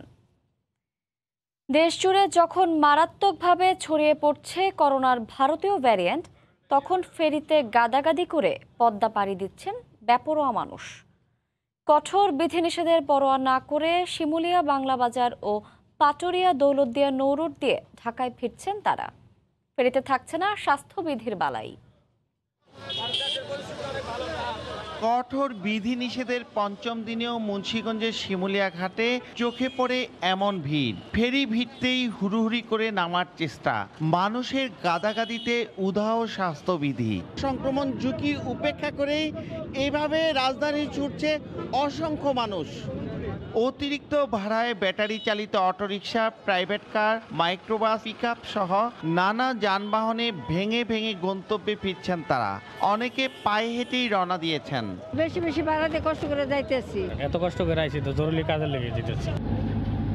পদ্মা সেতুর খুঁটিতে ধাক্কার ঘটনায় তদন্ত কমিটির সুপারিশে ফেরি ফরিদপুর ও কিশোরী সরিয়ে নিয়ে মঙ্গলবার বহরে যুক্ত করা হয়েছে রোরো ফেরি কেরামত আলী। সেনাবাহিনী, বিজিবি, পুলিশ ও ভ্রাম্যমাণ আদালত মাঠে থেকে বিধিনিষেধ বাস্তবায়নে কাজ করছে। মানুষজন গাদাগাদি করে আসছে, সেটা ফেরি কর্তৃপক্ষ যদি বিষয়টা সুষ্ঠুভাবে দেখে তাহলে আমাদের জন্য সহজ হবে লকডাউনটা এনশিওর করা। একই চিত্র পাটুরিয়া, দৌলতদিয়া ফেরি রুটেও। কঠোর বিধিনিষেধের মধ্যেও রয়েছে ঢাকায় ফেরা মানুষের ভিড়। নাসির উদ্দিন উজ্জ্বল, সময় সংবাদ। বিস্তারিত জানাতে মুন্সিগঞ্জের শিমুলিয়া ঘাট এলাকায় আছেন সহকর্মী নাসির উদ্দিন উজ্জ্বল। সরাসরি যাচ্ছে তার কাছে। উজ্জ্বল, আমরা দেখছি গেল কদিন ধরে কিন্তু এই শিমুলিয়া ঘাট দিয়ে রাজধানীমুখী মানুষের চাপ অনেক বেড়ে গেছে এবং আজকেও কিন্তু এই ব্যত্যয় ঘটেনি। আমরা দেখছি সকাল থেকে যে ফেরি এসছে, ফেরিতে কিন্তু প্রচুর লোকজন ঢাকায় আসার জন্য এই শিমুলিয়া ঘাটে এসে ভিড়ে যে ফেরিতে কিন্তু হুড়োহুড়ি করে নামছিলেন এবং এই নামার পরে কিন্তু রাজধানীতে ফেরার জন্য নানা রকম যানবাহনের অপেক্ষা ছিলেন। কিন্তু আমরা দেখছি যে এই ভোরে কিন্তু এখানে বেশ কিছু সিএনজি এবং মোটর বাইক অপেক্ষা করছিল যাত্রী নেবার জন্য এবং ভোরের যে সুযোগ, এই সুযোগটি কিন্তু নেওয়ার চেষ্টা করছিলেন তারা এবং এখানে যে যানবাহনগুলো আছে তারা কিন্তু কয়েকগুণ বেশি ভাড়া নিয়ে রাজধানীতে যাত্রীদেরকে পৌঁছাচ্ছে এবং আপনারা দেখছেন যে রাজধানী থেকেও কিন্তু কিছু কিছু যাত্রী দক্ষিণাঞ্চলে যাওয়ার জন্য এই পায়ে হেঁটে ফেরিতে উঠতেছেন এবং তারা বিভিন্ন যানবাহনে করে কিন্তু এই ঘাট পর্যন্ত এসছেন। আসার পরে এই ফেরি পার হয়ে কিন্তু ওই অপর প্রান্ত যে মাদারীপুরের বাংলা বাজার, সেখানে গিয়ে আবার বিভিন্ন যানবাহনে যাবেন। তো এই সংখ্যাটি কিন্তু অনেক কম, কিন্তু রাজধানীমুখী সংখ্যাটি বেশি। এখন যে আপনারা দেখছেন যে ফেরিটি কেরামত আলী, যেটি গতকাল যুক্ত হয়েছে এই ফেরি বহরে, এটি কিন্তু পাটুরিয়া থেকে নিয়ে আসা হয়েছে। এই যে পদ্মা সেতুর যে 17 নম্বর খুঁটিতে ফেরির ধাক্কার ঘটনা নিয়ে যে সুপারিশ করেছে তদন্ত দল, সেই সুপারিশের প্রেক্ষিতে কিন্তু এখানে দুর্বল ফেরিগুলো সরিয়ে দিয়ে এখানে কিন্তু দ্রুতগতির যে ফেরি আছে সেগুলো আনার চেষ্টা করা হচ্ছে। তো এখানে যে বহরে এখন 18টি ফেরি রয়েছে, তার মধ্যে কিন্তু এখন চলাচল করছে 6টি ফেরি এবং অনেক ফেরি অলস বসে আছে। সেটি কিন্তু এখানে চলাচলের অক্ষমতা এবং যে করোনা সংক্রমণ ঝুঁকিতে যে কঠোর বিধিনিষেধ আরোপ করা হয়েছে তার জন্য কিন্তু সব ফেরি চলাচল করছে না। কিন্তু এই ফেরিগুলো যে চলাচল করছে সেগুলো কিন্তু বিএডব্লিউপিসি সরকারি এই যে সংস্থা, সেই সংস্থাই কিন্তু একমাত্র এই পদ্মা থেকে যাত্রীদেরকে পারাপার করছে এবং এই যে বিধিনিষেধ, এই বিধিনিষেধকে কিন্তু ফেরি কর্তৃপক্ষ উপেক্ষা করছেন। কিন্তু ফেরি কর্তৃপক্ষ বলছেন যে মানুষ যেভাবে আসছে তাদের হিমশিম খেতে হয়, সে ব্যাপারে প্রশাসন বা আইন শৃঙ্খলা বাহিনীর সহযোগিতা দরকার। সেখান থেকে সেই সহযোগিতা পাওয়া যায়নি বলে কিন্তু তারা ফেরিতে যানবাহন পারাপার করছেন। এবং এখানে যে আপনারা দেখছেন যে এখন প্রচন্ড বাতাস এবং নদী উত্তাল, এই উত্তাল নদীতে কিন্তু এই অনেক সময় পর পর ফেরি আসছে এবং যে শিমুলিয়া প্রান্তে কিন্তু যানবাহন আমরা লক্ষ্য করছি যে এখানে পণ্যবাহী ট্রাক এবং কিছু যাত্রীবাহী কার অপেক্ষা করছে, কিন্তু মাদারীপুরের বাংলা বাজার প্রান্তে কিন্তু এই ভিড়টি আরো অনেক বেশি এবং অনেকেই কিন্তু ভাড়ায় বিভিন্ন রকম মাইক্রো এবং কার নিয়ে রাজধানীতে পৌঁছার জন্য সেখানে অপেক্ষা করছেন এবং রাত থেকেই অনেকের সেখানে অপেক্ষা, কিন্তু এই উত্তাল পদ্মায় কিন্তু এখন ফেরি গন্তব্যে পৌঁছতে কিছুটা সময় বেশি লাগছে এবং এই বেশি উত্তাল থাকবার কারণে কিন্তু ফেরি চলাচলে অনেকটা সতর্কতা অবলম্বন করা হচ্ছে এবং আমরা লক্ষ্য করছি যে এখানে বড় ফেরি ছাড়া কিন্তু আজকে চলাচল করছে না এবং এইখানে যে কঠোর বিধিনিষেধের ব্যাপারে যে আমরা পথে পথে যে চেকপোস্ট এবং আইন শৃঙ্খলা বাহিনীর তৎপরতা সেটি কিন্তু ভোরবেলাতে এখন আমরা লক্ষ্য করিনি এবং ঘাটেও যে আইন শৃঙ্খলা বাহিনী আছে তাদের কিন্তু তোড়জোড় তেমন একটা নেই এবং অনেকটা ঢিলে ঢালা পরিস্থিতি এখানে বিরাজ করছে এবং এই যে পদ্মা সেতু যে খুঁটিতে আঘাত লাগার পরবর্তীতে যে এখানে ঘাট স্থানান্তরের বিষয়গুলো উঠে এসছে, যে শিমুলিয়া ঘাট এই যে পদ্মা সেতু এখন ভাটিতে আছে এটিকে সরিয়ে পদ্মা সেতুর উজানে মাওয়াতে স্থানান্তরের বিষয় উঠেছে, অথবা অপর প্রান্তে যে বাংলা বাজার ঘাটটি রয়েছে এখন পদ্মা সেতুর উজানে সেটিকে সরিয়ে শরীয়তপুরে যে মাঝিকান্দি রয়েছে প্রায় 8 কিলোমিটার দূরে সেইখানে ভাটিতে নিয়ে আসার এবং এই ব্যাপারে যে বিআইডব্লিউ টিসি একটি পত্র দিয়েছে এই সেতু কর্তৃপক্ষকে, সেখানে কিন্তু সেতু যে প্রকল্প পরিচালক পদ্মা সেতু তিনি কিন্তু লিখিতভাবে আবার জানিয়েছেন যে এই ব্যাপারে তারা অনাপত্তি রয়েছে, তবে সেতু এলাকায় যে তাদের কার্যক্রম চলছে সেই প্রকল্প এলাকার জায়গার বাইরে ঘাট স্থানান্তরের বিষয়টি তারা উল্লেখ করেছেন এবং তারা সেখানে বলেছেন যে এই যে শিমুলিয়া ঘাট এদিকে যদি মাওয়ায় ফিরিয়ে নেওয়া হয় তাহলে দুটো ঘাটে কিন্তু উজানে চলে যায়, কিন্তু শিমুলিয়া ঘাট না সরিয়ে যদি মাঝিকান্দিতে ঘাট স্থানান্তর করা হয় বাংলা বাজার তখন কিন্তু শিমুলিয়া এবং মাঝিকান্দি দুটি ভাটিতে থাকে, যে কোনো প্রান্ত একই প্রান্তে যাতে সেতু ক্রস করতে না হয় সেই ব্যাপারে কিন্তু তারা পদক্ষেপ নেওয়ার জন্য বলেছেন। তো এই ছিল মুন্সিগঞ্জের শিমুলিয়া ঘাটে সবশেষ। ইমা, বিধিনিষেধ উপেক্ষা করেই পদ্মা পাড়ি দিচ্ছে মানুষ, সে খবর জানাচ্ছিলেন সহকর্মী নাসির উদ্দিন উজ্জ্বল। দেখছেন ভোরের সময়। প্রচলিত স্টিল নাকি বিশ্বসেরা কোয়ান্টাম স্টিল, চয়েস আপনার হাতে। জিপিএইচ ইস্পাত। অসচেতনতা ও কুসংস্কারের কারণে হাসপাতালে না যাওয়ায় করোনায় কুষ্টিয়ার দৌলতপুরের লক্ষ্মীপুর গ্রামে গত 23 দিনে 13 জনের মৃত্যু হয়েছে। স্থানীয়দের সঙ্গে কথা বলে এমন চিত্র উঠে আসে বলে জানান সিভিল সার্জন। এদিকে স্বাস্থ্য বিভাগের কর্মকর্তাদের পরিদর্শনে অনেকটাই আশ্বস্ত হয়েছেন বলে জানায় গ্রামবাসী। বাবুল হোসেনের ক্যামেরায় SM রাশেদের তথ্য, ছবি নিয়ে রিপোর্ট। করোনায় দৌলতপুর উপজেলার লক্ষ্মীপুর গ্রামে 13 জনের মৃত্যুর ঘটনায় গ্রামবাসীর আতঙ্ক নিয়ে মঙ্গলবার খবর সম্প্রচার করা হয় সময় সংবাদে। বিষয়টি জানার পর দুপুরেই সিভিল সার্জনের নেতৃত্বে একটি দল ঘটনাস্থল পরিদর্শন করেন। জেলা স্বাস্থ্য বিভাগের প্রতিনিধি দলটি মৃতদের তথ্য সংগ্রহের পাশাপাশি কথা বলেন স্থানীয়দের সঙ্গে। এ সময় স্বাস্থ্যবিধি মেনে চলার পরামর্শ দেন তারা। স্থানীয়রা চিকিৎসকের শরণাপন্ন না হওয়ায় মৃত্যুর সংখ্যা বেড়েছে বলে দাবি সিভিল সার্জনের। কুসংস্কার প্রচণ্ডভাবে কাজ করতেছে।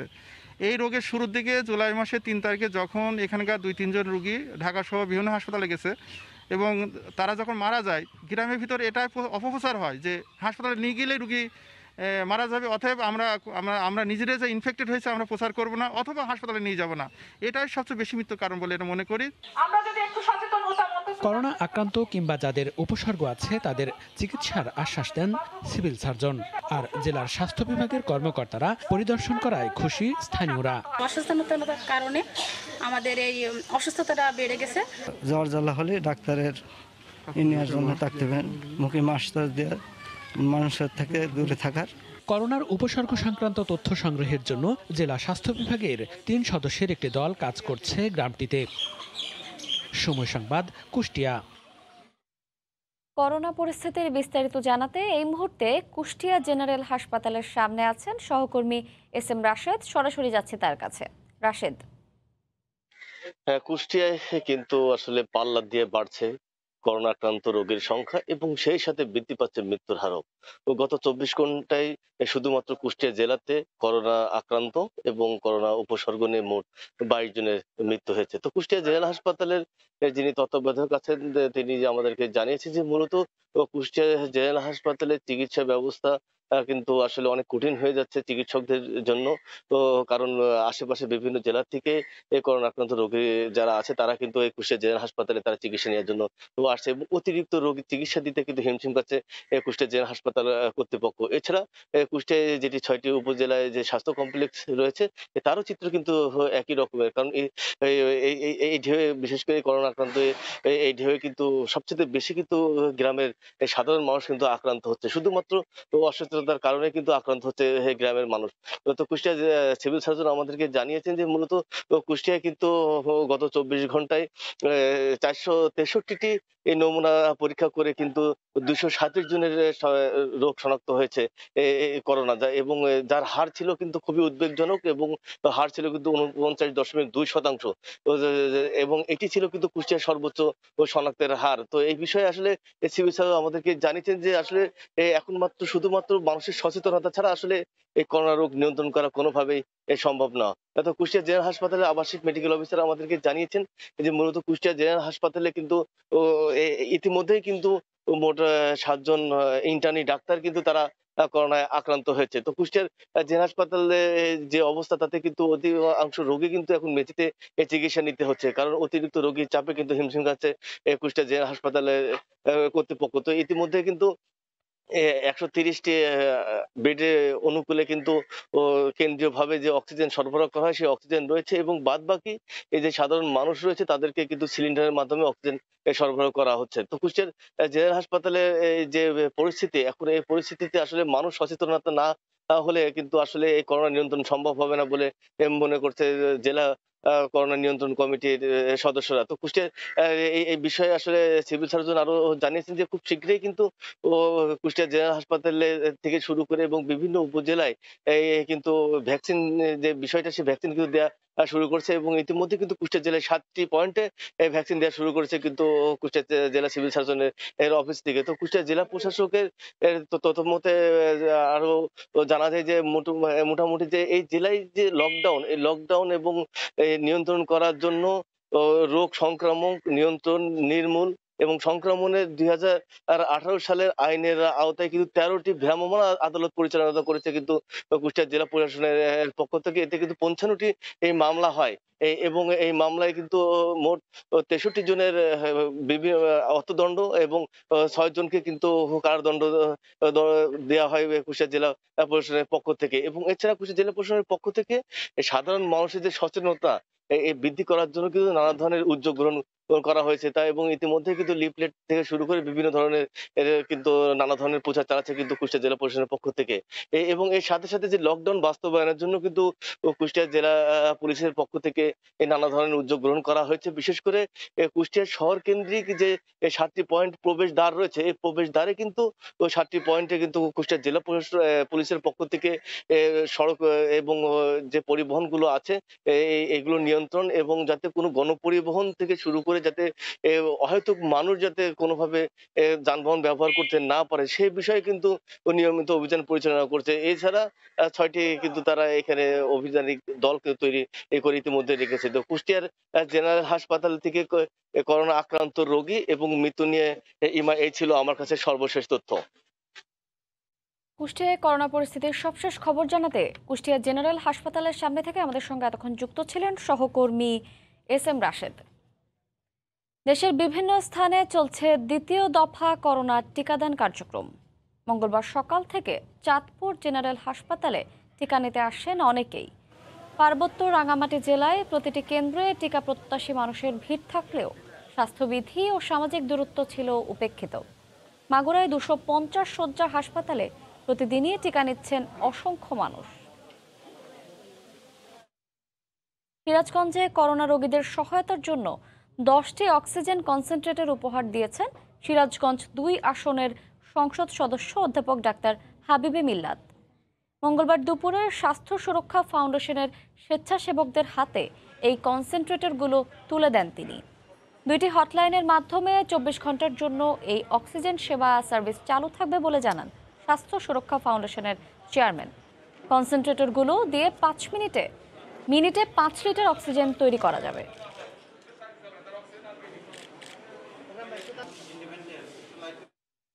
রংপুর মেডিকেল থেকে খালি অক্সিজেন সিলিন্ডার চুরির সিন্ডিকেটের অনুসন্ধান করতে গিয়ে পরিবহন সেক্টরের আরেক প্রতারক চক্রের সন্ধান পেয়েছে পুলিশ। চক্রের 2 সদস্যকে পাবনা থেকে গ্রেফতার করা হয়েছে। পুলিশ বলছে, বঙ্গবন্ধু সেতুর টোল ফ্রি করে দেওয়ার নামে 3000 টাকা হাতিয়ে নিত চক্রটি এই ঘটনা ঘটায়। তবে হাসপাতাল পরিচালকের দাবি, 23 জুলাই চক্রটি হাসপাতাল থেকে খালি সিলিন্ডার চুরির উদ্দেশ্যেই 3টি ট্রাক নিয়ে এসেছিল। সেদিন 6 জনকে আটক করে পুলিশের কাছে সোপর্দ করা হয়। শাকিল মাহমুদের ক্যামেরায় রতন সরকারের রিপোর্ট। গত 23 জুলাই শুক্রবার ভুয়া চালানে অক্সিজেনের খালি সিলিন্ডার নিতে এসে রংপুর মেডিকেল থেকে 3টি ট্রাক সহ 6 চালক ও সহযোগীকে গ্রেফতার করে পুলিশ।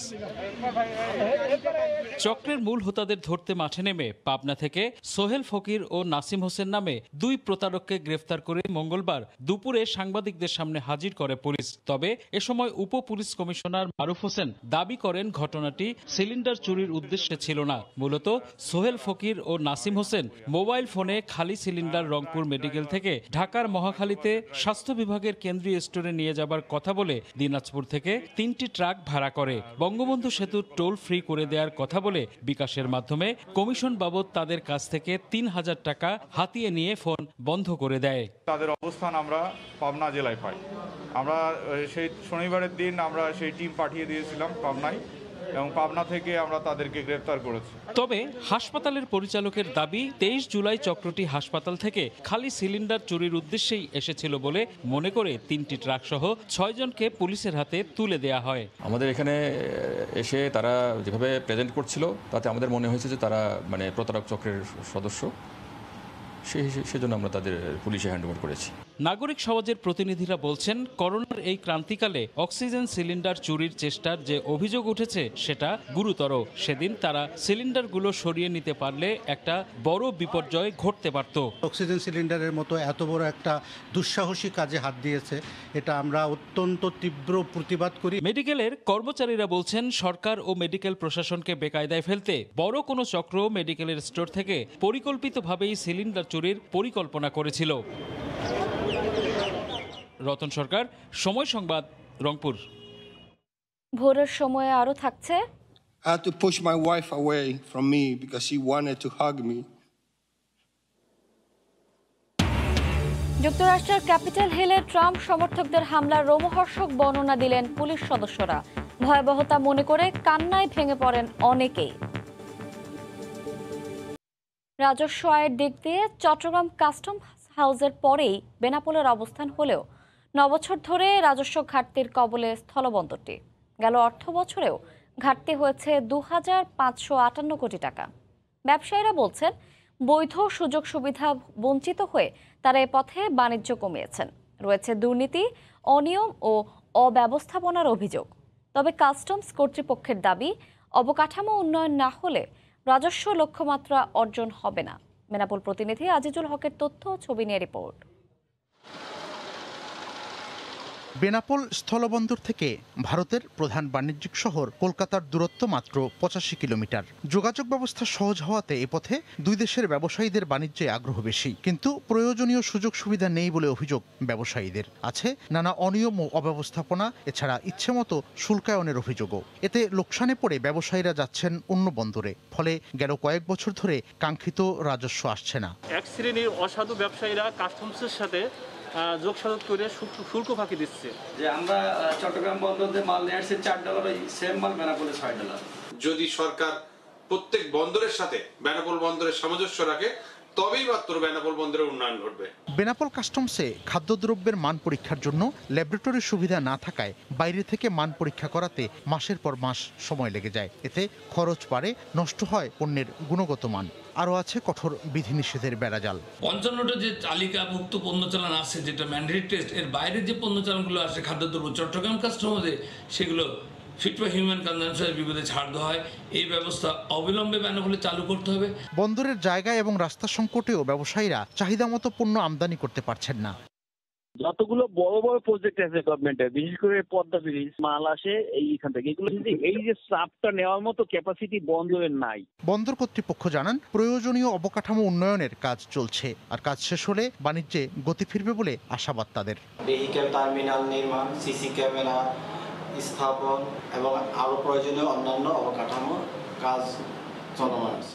চলতি অর্থবছরে বেনাপোল কাস্টমস হাউসে রাজস্ব লক্ষ্যমাত্রা নির্ধারণ করা হয়েছে ৬,২৪৫ কোটি টাকা, আর গেল অর্থবছরে এ বন্দর দিয়ে ভারত থেকে পণ্য আমদানি হয়েছে ২,৭৪,৭২৭ মেট্রিক টন। সময় সংবাদ, বেনাপোল। ঈদের ছুটি শেষে আবারও দিনাজপুরের হিলি স্থলবন্দর দিয়ে আমদানি রফতানি শুরু হয়েছে। গত দুদিনে এ বন্দর দিয়ে পেঁয়াজ, গম, ভুট্টা, পাথর সহ বিভিন্ন পণ্য নিয়ে ৩৮৩টি পণ্যবাহী ট্রাক বাংলাদেশে প্রবেশ করেছে বলে জানিয়েছে হিলি কাস্টমস। এদিকে বন্দর সংলগ্ন পেঁয়াজের বাজারে প্রভাব পড়েছে কঠোর বিধিনিষেধের। ক্রেতা সংকটে দাম কমেছে কেজি প্রতি 10 টাকা।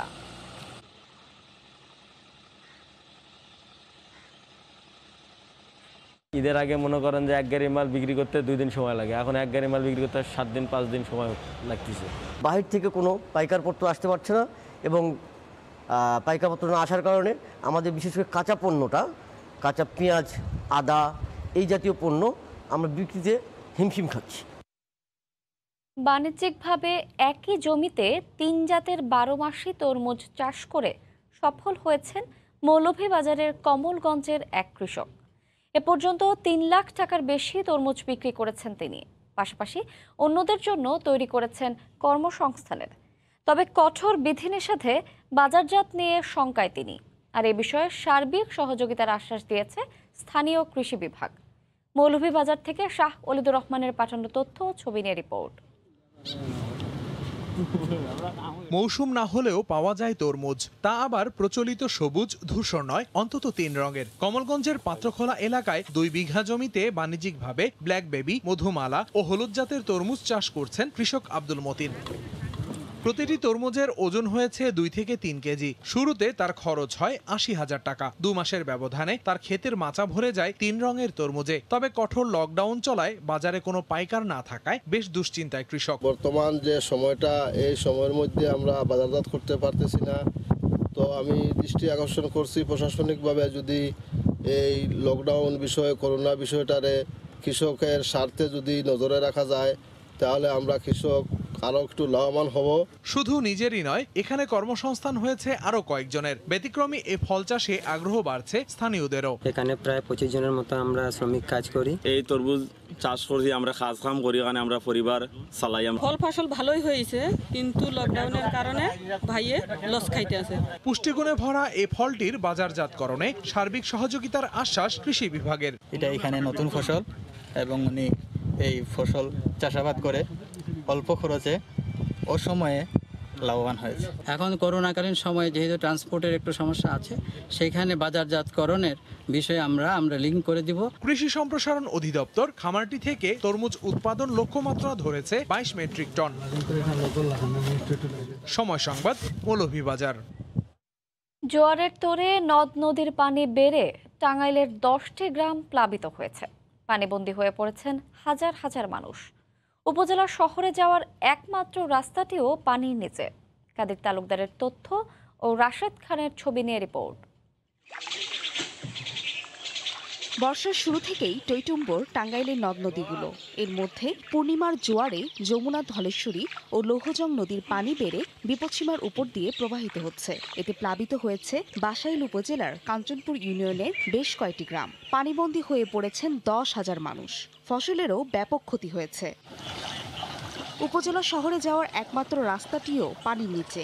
এতে কাঞ্চনপুর ইউনিয়ন উপজেলা শহর থেকে বিচ্ছিন্ন হয়ে পড়েছে। যাতায়াতের খুব কষ্ট হয়, এই পানিটা দীর্ঘদিন যাবৎ থাকে। গরু বাছুর নিয়ে, হাঁস মুরগি নিয়ে খুবই কষ্ট।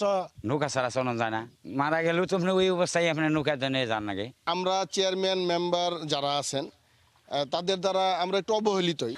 মানুষের দুর্ভোগের কথা স্বীকার করে দ্রুত রাস্তা সংস্কারের কথা জানান স্থানীয় জনপ্রতিনিধি। প্রকল্পগুলো অলরেডি দিয়ে দিয়েছে এবং আমার বিশ্বাস আগামী বছরেই এই কাজগুলো যেহেতু চলমান আছে এই কাজগুলো সম্পন্ন হবে।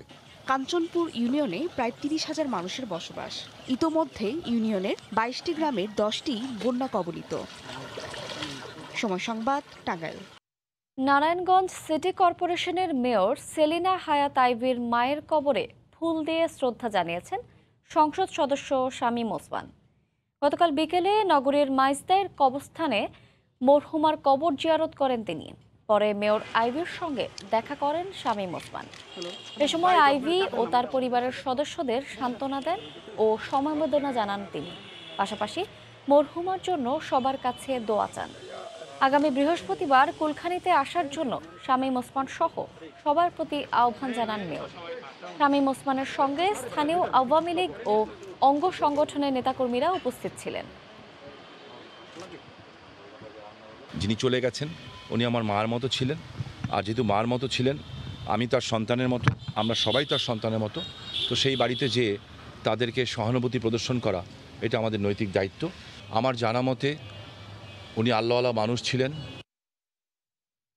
কুমিল্লায় চিকিৎসক তানভীর আকবরের উপর হামলার ঘটনায় 3 ভাইকে গ্রেফতার করেছে পুলিশ। পুলিশ জানায় রোববার রাতে করোনা উপসর্গ নিয়ে নগরীর দুর্গাপুরের মণিপাল এএফসি হাসপাতালে যান শাকতলা এলাকার এম.এ. হোসাইন। এ সময় তাকে কুমিল্লা মেডিকেলে যাওয়ার পরামর্শ দিলে তার স্বজনরা চিকিৎসক তানভীর আকবরকে মারধর করেন। ওই রাতেই ভুক্তভোগী বাদী হয়ে 3 জনের নাম উল্লেখ সহ আরও 5 জনকে আসামি করে কোতোয়ালি মডেল থানায় মামলা করেন। পরে কুমিল্লা থেকে আসামি অনন্ত ও ঢাকায় অভিযান চালিয়ে আব্দুল কাদের ও হোসেন অয়নকে গ্রেফতার করে পুলিশ। ভোরের সময়ে আরও থাকছে, অস্ট্রেলিয়ার বিপক্ষে সেরা একাদশ সাজাতে হিমশিম অবস্থা বাংলাদেশের। ভাবনায় সাকিব সৌম্যের ফিটনেস, কঠিন পরিস্থিতিতে বোর্ড। শরীয়তপুরে ভ্রাম্যমাণ মেডিকেলের মাধ্যমে চলছে স্বাস্থ্যসেবা কার্যক্রম। ৪ জুলাই থেকে নড়িয়া উপজেলার 1টি পৌরসভা ও 14টি ইউনিয়ন এবং ভেদরগঞ্জ উপজেলার 9টি ইউনিয়নের বাসিন্দাদের স্বাস্থ্যসেবা দেওয়া হচ্ছে। পাশাপাশি কর্মহীন ও সুবিধা বঞ্চিতদের দেওয়া হচ্ছে বিনামূল্যে ওষুধ ও নগদ অর্থ। ভ্রাম্যমাণ এই মেডিকেল টিমে রয়েছেন 3 জন চিকিৎসক। মঙ্গলবার নড়িয়া পৌরসভায় মেডিকেল ক্যাম্পের পরিদর্শন করেন পানি সম্পদ উপমন্ত্রী AKM এনামুল হক শামীম। পঞ্চগড়ে জেলা প্রশাসনের উদ্যোগে পরিবহন শ্রমিকদের মাঝে প্রধানমন্ত্রীর উপহার বিতরণ করা হয়েছে। গতকাল দুপুরে সদর উপজেলা পরিষদ চত্বরে করোনায় কর্মহীন বাস মিনিবাস পরিবহনের 200-রও বেশি শ্রমিকের হাতে সহায়তা সামগ্রী তুলে দেন জেলা প্রশাসক। তিনি জানান, করোনায় গণপরিবহন বন্ধ থাকায় আয় রোজগারহীন বিভিন্ন শ্রেণী পেশার মানুষকে সহায়তা দিচ্ছে প্রশাসন। দিনাজপুরের ফুলবাড়িতে প্রধানমন্ত্রীর ঈদ উপহার না পাওয়ার অভিযোগ করেছেন খয়েরবাড়ি ইউনিয়নের বালুপাড়া আশ্রয়ণ প্রকল্পের বাসিন্দারা। উপজেলা নির্বাহী কর্মকর্তা আশ্রয়ণ প্রকল্পে বসবাসরত 243টি পরিবারের খোঁজ নিতে গেলে তারা এ অভিযোগ করেন। প্রকল্পের বাসিন্দারা বলেন, ইউপি চেয়ারম্যানের সঙ্গে যোগাযোগ করেও তারা প্রধানমন্ত্রীর ঈদ উপহারের 500 টাকা সহ ত্রাণ পাননি।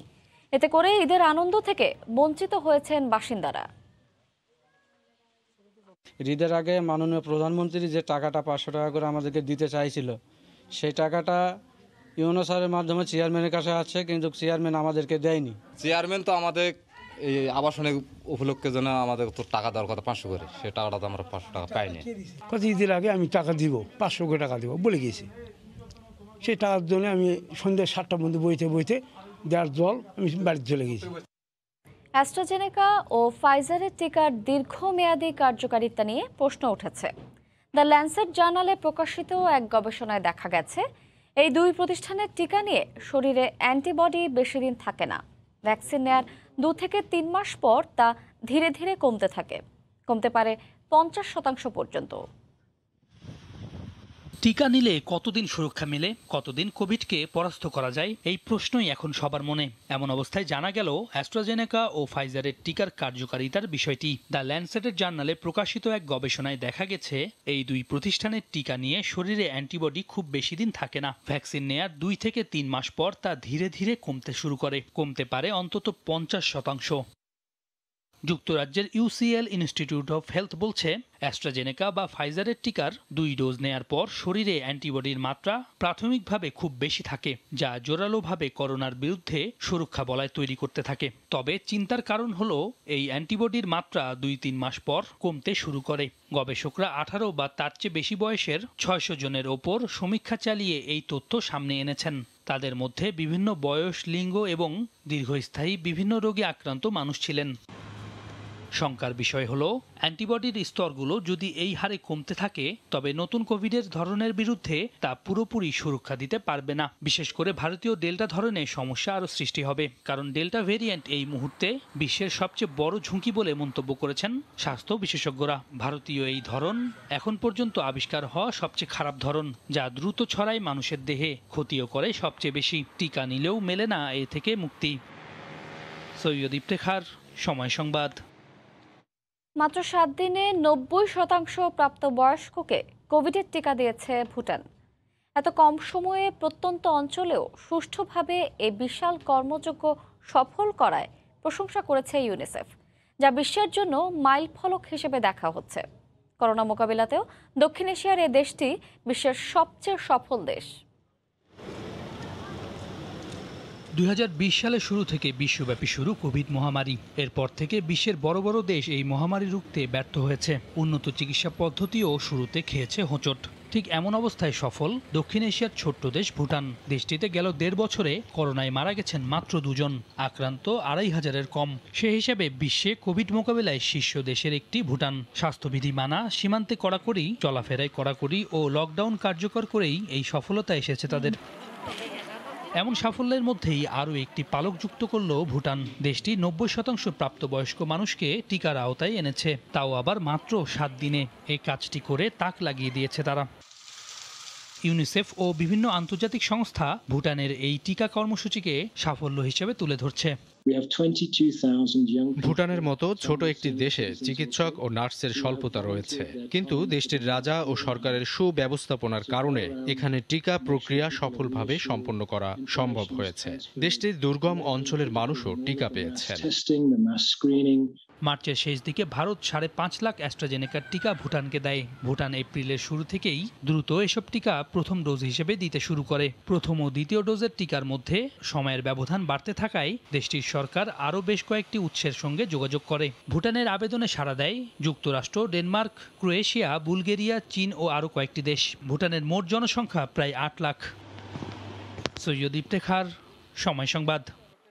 সুইডেনে অনেক প্রবাসী বাংলাদেশি একসময় বাড়ির উঠানে শখের বসে ফুলের বাগান করলেও এখন বরং দেশীয় শাকসবজির বাগান করছেন। নিজেদের জন্য দেশীয় সবজির চাহিদা পূরণে অনেকে জমি ভাড়া নিয়ে বড় আকারে চাষাবাদ করছেন। সুইডেন থেকে সে খবর জানাচ্ছেন শফিউল আলম। বছরের বেশিরভাগ সময় শীত আর বরফে আচ্ছাদিত থাকা সুইডেন গ্রীষ্মে পায় নবরূপ। সুইডিশ নানা রকমের ফুল, ফল আর সবজি চাষাবাদ হয় এই গ্রীষ্মে। প্রবাসী বাংলাদেশিরাও অনেকে ছোট পরিসরে নিজেদের পছন্দের দেশীয় শাকসবজি চাষ করেন এ সময়ে। সুইডেনে সামার আসলে শখের বসে কিছু গার্ডেন করা হয়, আমরা দেশীয় কিছু সবজি করতে পারি। আমাদের তো বাইরে কোনো পরিবেশ নাই গাছ লাগানোর, তো এই জন্যই আমরা ছোটখাটো নিজের ব্যালকনির মধ্যে কিছু গাছ লাগানোর চেষ্টা করি। আমরা নিজেদের একটু চাহিদা মেটানোর জন্যই শখের বসে সবজি করা হয়। একসময় শুধু ঘরের বারান্দায় পছন্দের সবজি চাষ শুরু করা অনেকেই জমি লিজ নিয়ে চাষাবাদ করছেন দেশীয় নানা ধরনের শাকসবজি। 10 থেকে 15 রকম বাংলাদেশি সবজি আছে।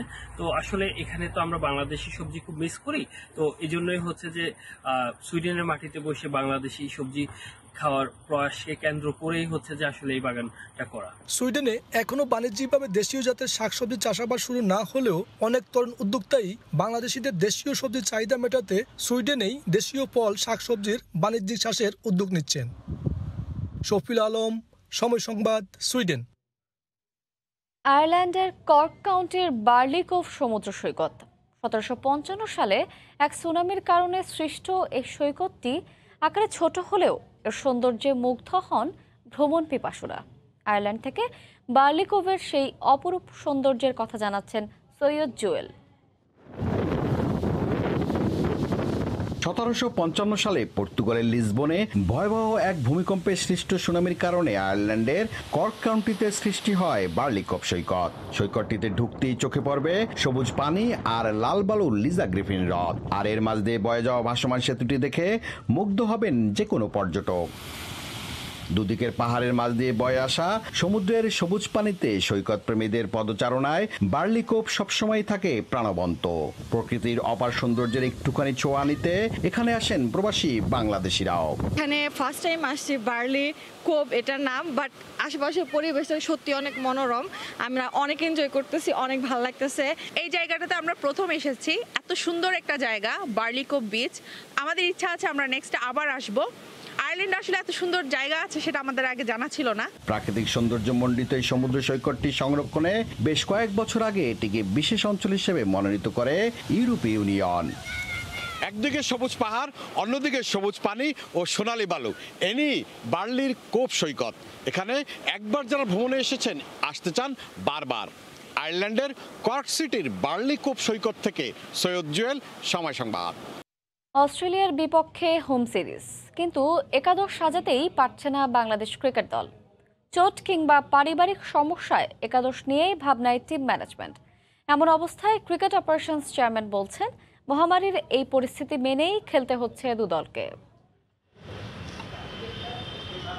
করোনার শুরুর থাবায় এক বছর আন্তর্জাতিক ক্রিকেট থেকে বাইরেই ছিল বাংলাদেশ জাতীয় ক্রিকেট দল। আন্তর্জাতিক সার্কিটে ফিরেই দম ফেলানোর সময় পাচ্ছে না ক্রিকেটাররা। শ্রীলঙ্কার বিপক্ষে হোম সিরিজ খেলেই আফ্রিকার দেশ জিম্বাবুয়েতে উড়াল দেয় টাইগাররা। সেখান থেকে দেশে ফিরেই পরিবারের সান্নিধ্যে না গিয়ে বন্দী হতে হবে চার দেয়ালের মাঝে। বিমানবন্দর থেকে সোজা টিম হোটেলে। কোয়ারেন্টাইন পর্ব শেষে মাত্র 7 দিনের ব্যবধানে খেলতে হবে 5টি টি-20 ম্যাচ।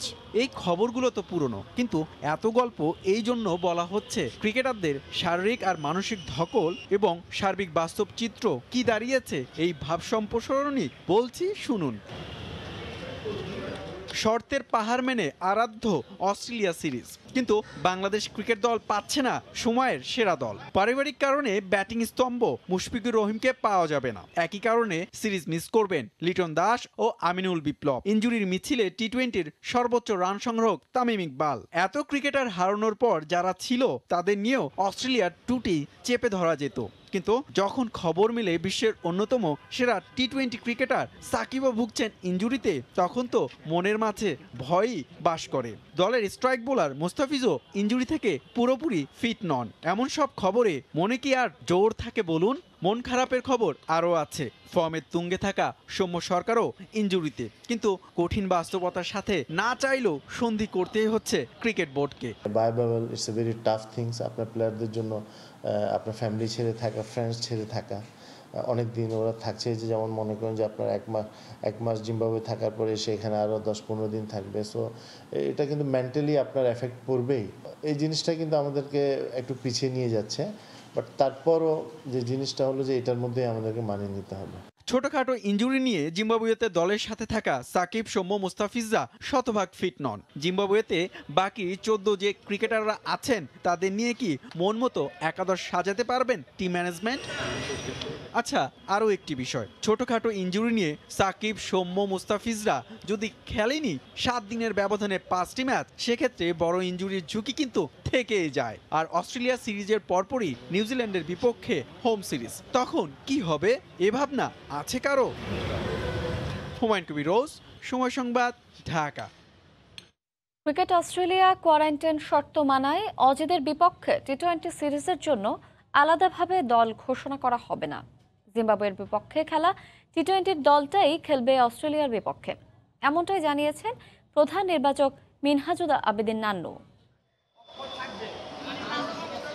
কোভিডকালে ঘরের মাঠে তৃতীয় সিরিজ, তবুও অস্ট্রেলিয়া বলে পরিকল্পনা, ব্যাপকতা আর ব্যাপ্তিতে এসেছে পরিবর্তন। লকডাউনের সময়েও হোম অফ ক্রিকেটে 7 রব। ইতোমধ্যে কোয়ারেন্টিনে আছেন 85 জন। যে কোনো সিরিজের আগেই আলোচনা জল্পনা কল্পনায় থাকে সম্ভাব্য দল ঘোষণা নিয়ে, তবে এবার আর নেই সেই সুযোগ। সিএর কোয়ারেন্টিন শর্ত মানায় জিম্বাবুয়ের বিপক্ষে টি-20 দলটাই খেলবে অস্ট্রেলিয়ার বিপক্ষেও। মুশফিক লিটনকে নিয়ে গুঞ্জন থাকলেও তাদের ফেরার সম্ভাবনা ক্ষীণ।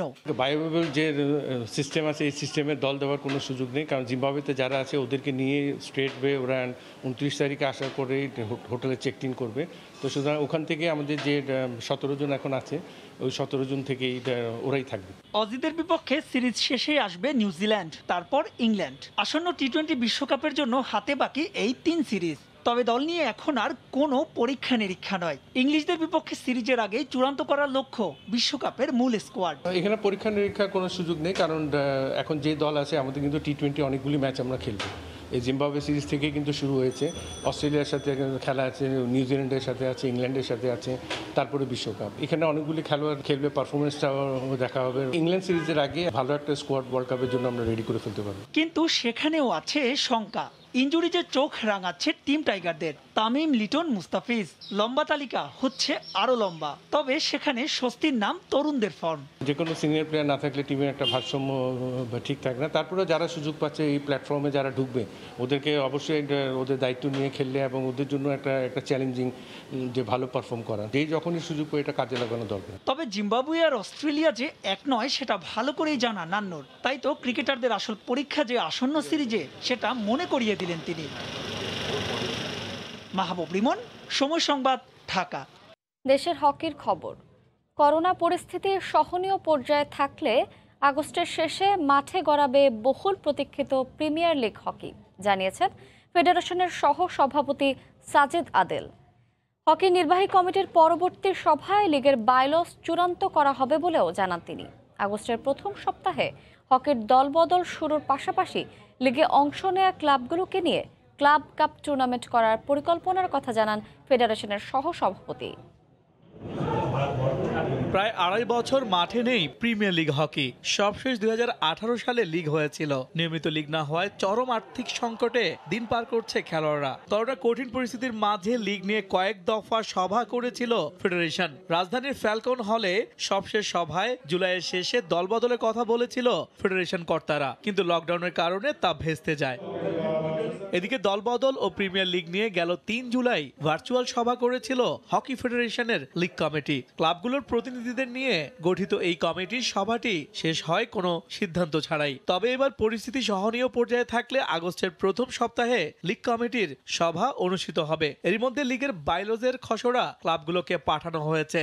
সবকিছু ঠিক থাকলে হকির পরবর্তী সভায় লিগের বাইলজ চূড়ান্ত করা হবে। কয়েকটা ক্লাব বলেছে যে এটা আমাদের সামনাসামনি বসে এটা যদি বাইলজ একটা সেন্সিটিভ ব্যাপার, 5ই অগস্টে আমরা টেন্টেটিভ একটা ডেট রাখা হয়েছে। চূড়ান্তভাবে এই বাইলজ অ্যাপ্রুভ করে আমরা লিগের অধীনই দল বদলের তারিখ ঘোষণা করতে পারবো। এদিকে করোনা পরিস্থিতি স্বাভাবিক থাকলে আগস্টের শেষে প্রিমিয়ার লিগ মাঠে গড়াবে। তবে এর আগে লিগে অংশ নেওয়া ক্লাবগুলোকে নিয়ে ক্লাব কাপ টুর্নামেন্টের পরিকল্পনার কথা জানিয়েছেন ফেডারেশনের এই কর্তা। প্র্যাকটিস করার সময় দেওয়া হয়, যে দল গুছানোর প্র্যাকটিস করে আমরা লিগের প্রস্তুতিমূলক টুর্নামেন্ট কিন্তু আগাগোড়াই আমরা ক্লাব কাপ করি। তা ক্লাব কাপ করব, ক্লাব কাপ করে তারপরে আপনার লিগ শুরু হবে ইনশাল্লাহ। করোনার আঁধার কেটে আবারও হকি অঙ্গন ফিরবে তার চেনা রূপে, প্রত্যাশা সংগঠকদের। ইস্তেক দীপু, সময় সংবাদ, ঢাকা। ভোরের সময়ে শীর্ষ সংবাদ জানিয়ে দিচ্ছি আরেকবার। কক্সবাজারের টেকনাফে মধ্যরাতে পাহাড় ধসে একই পরিবারের 5 জন নিহত। উখিয়ায় রোহিঙ্গা ক্যাম্পে আরও 5 জনের মৃত্যু। টানা বৃষ্টিতে আবারও দুর্ঘটনার শঙ্কা। অসচেতনতা ও কুসংস্কারের কারণে হাসপাতালে না যাওয়ায় গ্রামাঞ্চলে বাড়ছে করোনায় মৃত্যু। সবাইকে ভ্যাকসিন নেয়ার পরামর্শ। আগস্টে ভারতের সঙ্গে বর্ডার খুলে দেওয়ার চিন্তা, চালু হতে পারে ফ্লাইটও। নির্ভর করছে দুদেশের করোনা পরিস্থিতির উপর, জানালেন পররাষ্ট্র সচিব। এবং সহপাঠীকে আপত্তিকর ভিডিও পাঠিয়ে উত্ত্যক্ত করায় বুয়েট শিক্ষার্থীর বিরুদ্ধে তদন্ত কমিটি। জড়িত 3 বন্ধুও পারিবারিক সুশিক্ষার ঘাটতি বলছেন বিশ্লেষকরা। এই ছিল ভোরের সময়। সঙ্গে থাকুন সময়ে।